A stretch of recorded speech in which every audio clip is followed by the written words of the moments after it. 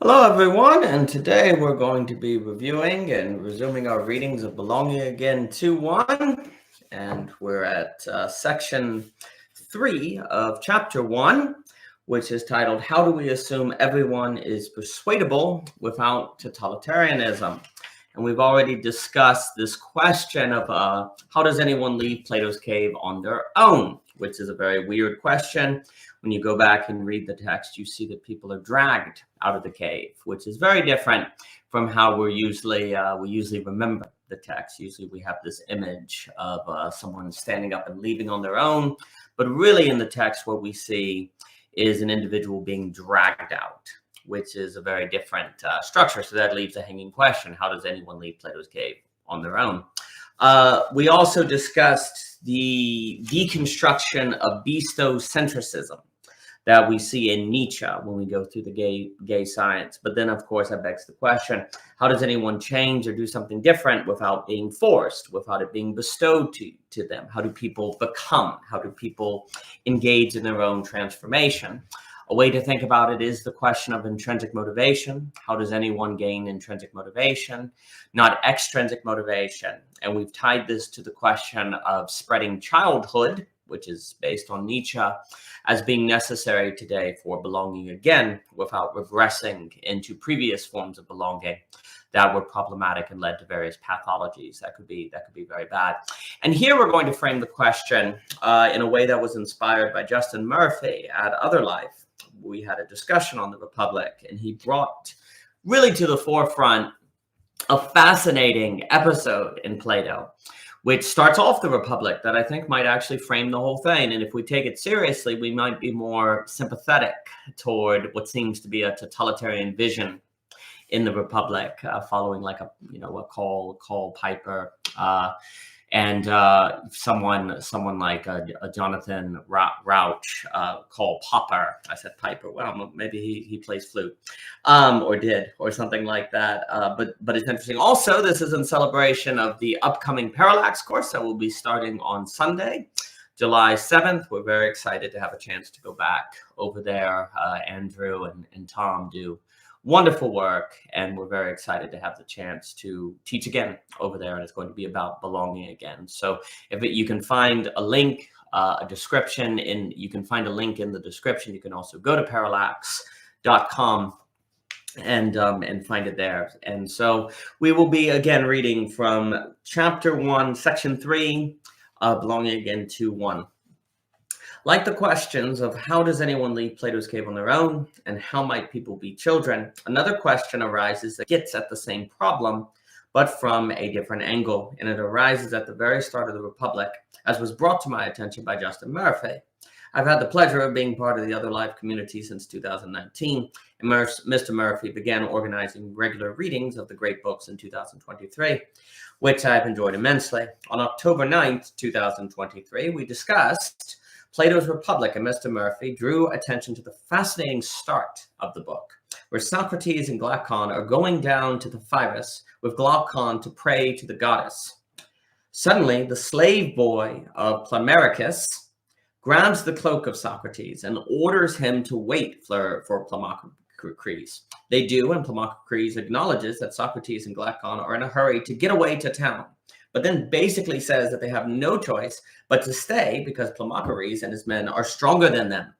Either prove stronger than these men or stay here, the book says. It's a strange way to start the Republic, as Justin emphasizes. And I think Mr. Murphy is right to draw attention to it, for it might be a way to frame everything that follows. Socrates replies to Polemarchus that there might be one other possibility: our persuading you that you must let us go. And Polemarchus replies with an answer that might help us understand Plato's whole Republic. Could you really persuade if we don't listen? This is a staggering reply, for it suggests that all of philosophy is helpless if we don't care. And this logic applies just as well to democracy, reasoning, and conversation in general, suggesting how powerless ideas and philosophy ultimately are, while at the same time seeming incredibly powerful, considering the warnings of Thomas Sowell and Paul Johnson on the intellectual class. Glaucon acknowledges that they are helpless if Polemarchus won't listen, and Polemarchus tells them to think it over, bearing in mind we won't listen, as if he is presenting the ultimate undefeatable argument. But what's there to think? Philosophy is powerless. End of story. But then quickly, Odymus brings up how at sunset there will be a torch race on horseback for the goddess, and makes it seem like Socrates and Glaucon are being given a great invitation, for which they accept. Gratefully, that's left ambiguous. But what is the point of this starting episode if ultimately Socrates and Glaucon are going to so quickly move on? I think it's to immediately highlight that philosophy is weak, which we should keep in mind if we see in the Republic a totalitarian regime, as suggested by Karl Popper. Indeed, there is an argument to be made that Plato offers a nightmare. But what if instead Plato is helping us think through something difficult? Mainly, what can we do if people refuse to be persuadable? Well, nothing. So we find ourselves faced with a question that the Republic might exist to address. How do we make sure that people are always persuadable? So the Republic starts with, again, to review, Socrates and Glaucon, they're going somewhere, and a guy comes along and says, you must come with me and have a great philosophical discussion. And they're like, well, what if we don't want to? The guy's like, well, I'm stronger than you, so I can force it. And then Socrates is like, well, wait a minute. What if we were to persuade you to let us go? And he's like, well, I just won't listen. And it's so interesting because it suggests that philosophy is really powerless, which then, of course, is very odd to open the Republic, because philosophy seems to be suggested to be extremely powerful with the philosopher king. And then, of course, there's the whole history of 20th century ideologies and all that other stuff that seems to suggest that ideas really matter. I think it's Richard Weaver who says ideas have consequences. And so it's quite odd. There's this one way in which philosophy seems extremely powerful, and yet the Republic starts seemingly suggesting that philosophy is very weak. So that's quite odd. To resume, the world today seems filled with illiberalism that cannot be reasoned with. People who are certain they are right, and so there is nothing to discuss. Belonging Again, Part 1 discussed regularly the trouble with the banality of evil, which is Hannah Arendt, and closed-mindedness, as it also discussed the trouble with those who are rebelling against the system in the name of justice, freedom, and so on. Once people become like this, what can philosophy do? Nothing, perhaps. The owl of Nineveh can fly off. Indeed, looking around, what can philosophy say? It often feels like it can't do anything. And perhaps what Plato is suggesting is that once the world becomes unreasonable and illiberal, it's too late. The game is over. If that's true, though, can we really so quickly condemn the totalitarianism of the Republic? Perhaps the issue is just that Plato takes the problem more seriously than us, more of a realist. Once a people become unpersuadable and closed to philosophical inquiry, we seem doomed. Can we really say that Plato is oppressive to work to create a republic where it's impossible for people to become unpersuadable? Would justice have us do any other way, given that it seems to be too late once people become unpersuadable? Westerners may speak of freedom and wanting to defend it, but are we so sure of freedom if it means people use it to become fascists, radicals, terrorists, and so on? We might continue to verbally support freedom when directly asked, but bit by bit, we might start supporting the removal of a little freedom here, a little freedom there, and step by step, we might approach Plato's vision in the name of justice. And please note, this isn't necessarily bad. After all, as Belonging Again Part 1 discusses, it is precisely in the name of values and justice that we can work against the conditions that make belonging and society possible. How else should we act? This suggests the value circle and conflict of society, central notions that pointed out the essential incompleteness of society, Gödel-esque, and perhaps what we see in Plato is an effort to create a society that isn't essentially incomplete. Unfortunately, that seems to require force and totalitarianism, and furthermore, Plato doesn't seem to have a good answer for how someone might leave Plato's cave on their own. But are we any better? At this point in history, I don't think so. A realization that we could call Plato's challenge that, in a way, all of Belonging Again is dedicated to addressing. Philosophy can be about anything and anybody. So if there is a way to make everyone persuadable, which is to make it so that there is always hope for discussion, democracy, conversation, philosophy is likely a good candidate. Though at the same time, philosophy can cause a mass spreading of autonomous rationality, which is self-effacing, exactly as Samuel Barnes warns in the Iconoclast. But after the loss of Gibbons, we're all philosophical now. The risk cannot be avoided. Furthermore, Plato tells us that philosophy is not about being a lover of opinion, but someone who delights in each thing that is itself. And a corollary to being a philosopher would seem to be that a person is persuadable. For how else could we move from opinion to what things actually are, if not through persuadability? It's unclear to me if Plato himself hopes to spread philosophy to the masses, though it's clear that at least the best philosophers are rare for him and should be rulers and kings. Regardless, Plato's thoughts, though, we might inquire into that possibility ourselves, for it will be for us to consider if we might spread childhood, which is a major concern of belonging again. The Republic could be approached to help us inquire into the conditions which would make everyone in a society philosophical enough to be changed. If the vision of Plato is totalitarian, it might be totalitarian precisely to prevent the unstoppable power of refusing to listen from being employed by the citizenship. Plato might be trying to stop an unstoppable force with an unmovable object, an effort that might not seem so forceful and oppressive if we see it as a way to stop people from ever becoming unpersuadable, a point at which only force seems like it could change people, a failure which we might be suffering ourselves this very day, hence why what Daniel Smackenberg calls the meta-crisis is such an issue. Plato starts off the Republic with the Socrates who knows he knows nothing, also proving himself to be incredibly weak.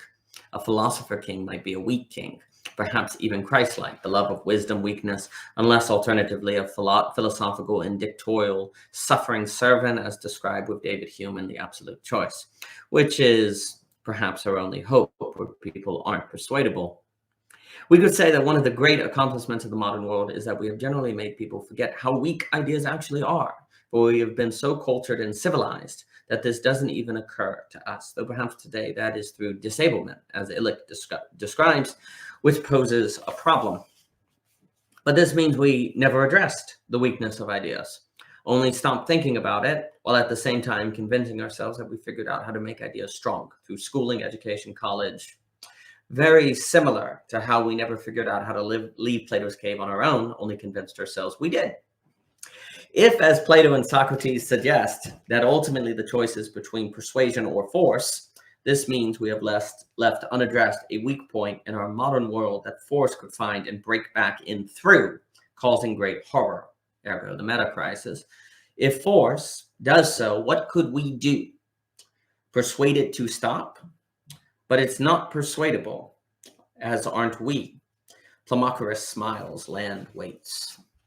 How do we empower weak ideas against force without closed-mindedness in a world where people problematically associate making our ideas strong with becoming unpersuadable, threatening pluralism?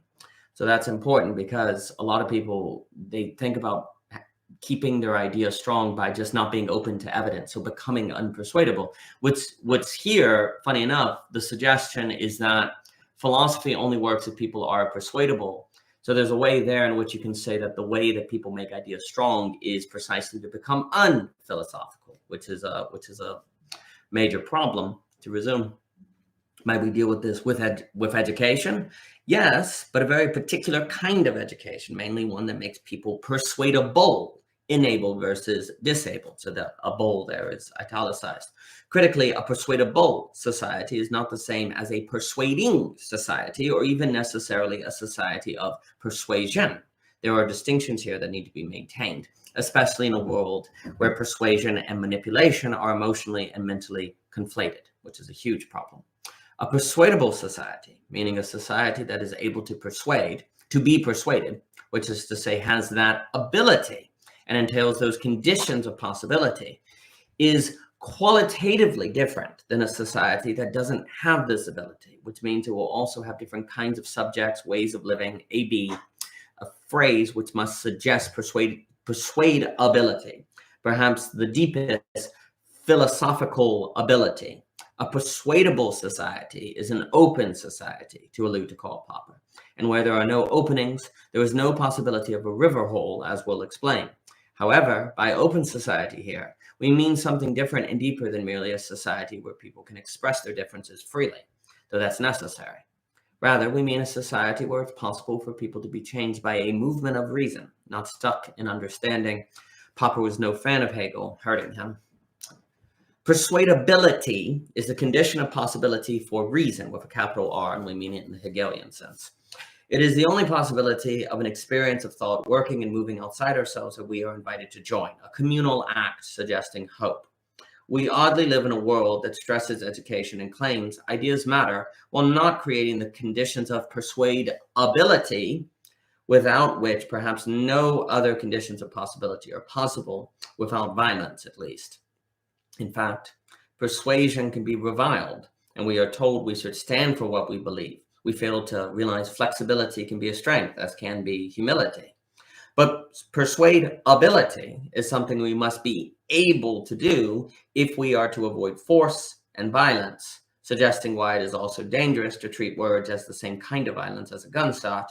And ultimately, persuadability is a skill possible in and through the work of Hegel and psychoanalysis, like we see in Lacan. If we become persuadable but cannot stay such because of the real, we are still at great risk.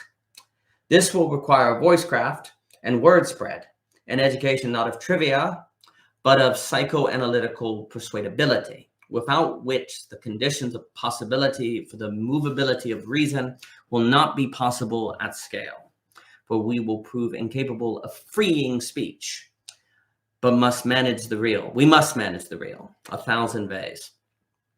But wait. Didn't we say with Nietzsche and bestocentrism that most people are bestowed their values and ideas from something external to them?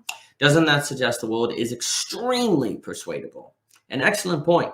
And I should note that the radical similarity of bestowing and persuading is one of the reasons why bestocentrism is so problematic. The hardest problems tend to be those isomorphic to an address.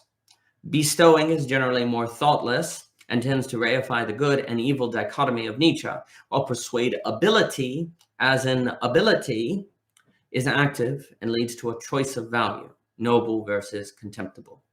That's the Nietzsche distinction. In bestowing, I receive, recite, replicate, and so on, withholding active judgment, while in persuadability, I still receive and take in, but ultimately I have to make a decision on what I receive and what I am told. Bestowing mimics, while proving oneself persuadable, means we can hold ourselves as a space of dwelling, that's an Illic phrase, and gathering, suspending judgment versus just automatically assenting to or discrediting what we experience externally. In bestowing, there is little practical difference between us and the outer world, while in persuadability, I prove able to suspend the outer world and capable of making myself a clearing to hold multiple possibilities, with all the tension and anxiety such brings, until it is time for me to make a judgment and decision, which cannot happen well if I cannot hold the options in and with myself for long. In bestocentrism, we can come to think we don't need to be such a clearing, that's a Heideggerian term, but we can be habituated to think that if we need to know something, we would have been told it. And furthermore, we wouldn't have been told what we were if it wasn't something we should believe.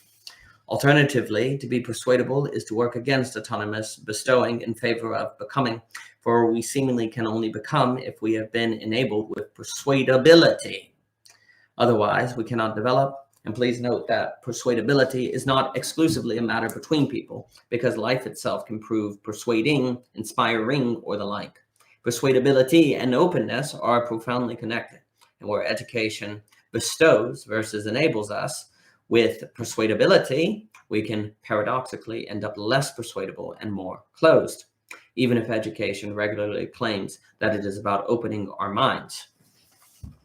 We are perhaps even likely under these conditions to conflate willingness to learn with willingness to be persuaded, and yet teachability is not necessarily persuadability, because we might only be teachable within our ideology and worldview, our persuasion per se. Just because we are willing to learn new things and be given or to take a position on something doesn't necessarily mean we are willing to suspend, adapt, change, or expand a pre-existing position. Mounting a ladder hovering motionlessly on one, or collecting ladder rungs, alluding to Schopenhauer, are not the same as climbing a ladder, switching ladders, or moving the ladder to lean against a different building. If we're afraid of moving, we cannot climb. If we're incapable of changing positions, we might be incapable of developing positions. And can such positions live? Taking a position, changing a position, and developing a position have all been conflated today, which can make us think we are persuadable when we are only teachable, which is like how we can think we are free when we are only draggable. We can think of ourselves as free when we are yet to be, or when we only might be, and that might leave wide an opening for force. But do we have any idea how we might scale the conditions of possibility for persuadability, for the majority to leave the cave without being dragged? Directly, at least, Plato might not be able to help us think through this problem, the conditions in which people might on their own choose to leave the cave, which would require persuadability by others or oneself to oneself. That meta-architecture is our goal, and those would be the conditions that would help assure everyone is persuadable without being totalitarian, which are also the conditions by which we can spread childhood. Plato can then be seen as presenting us with a challenge. Though we might critique him for being oppressive, he might gaze back at us with Socrates and ask, is your way really better? As of 2023, can we really respond with a strong yes? That's the end of section 3 of chapter 1.